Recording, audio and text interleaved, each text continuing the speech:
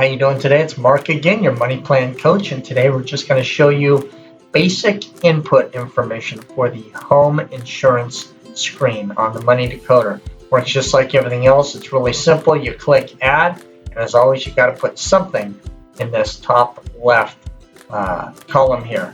You got to put the monthly cost of insurance that you're paying for. So if my policy is $900 a year, $75 a month.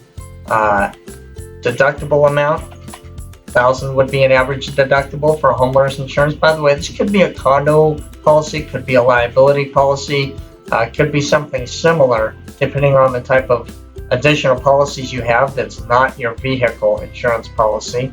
Your dwelling amount would be something close, but maybe not the full value of your property.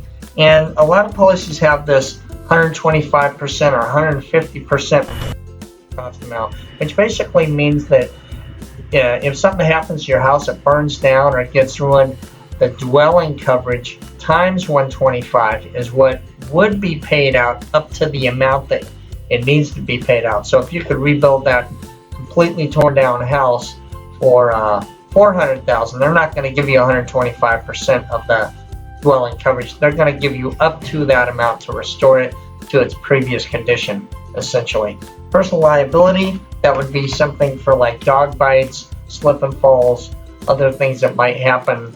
You get sued for other purposes, and it usually will cover other areas of your life as well.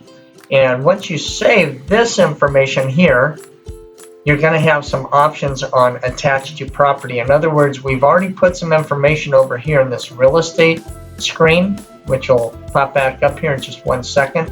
And so the information that we have in this real estate area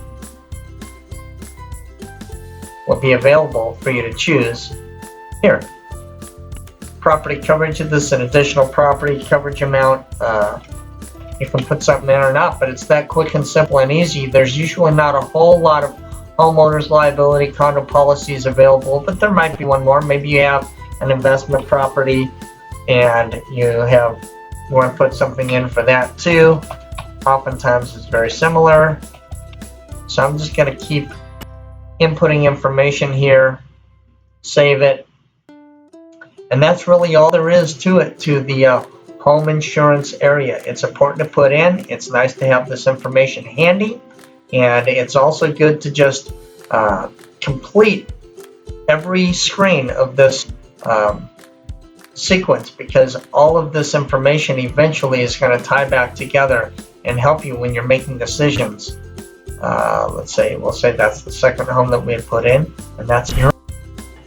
So we're almost done here. You just got 3 more to go and you are finished. You're going to have an amazing financial plan. Once we're done, we're going to be able to show you all sorts of things you can do, ways to make decisions easier, make better decisions, wiser choices, retirement planning, college planning, all this other stuff. But we got to get all this information in so that we know exactly where we sit right now and how to make easy adjustments and how to make the most with what you're getting. So thanks for tuning in again. We'll see you real soon next tutorial. Take care.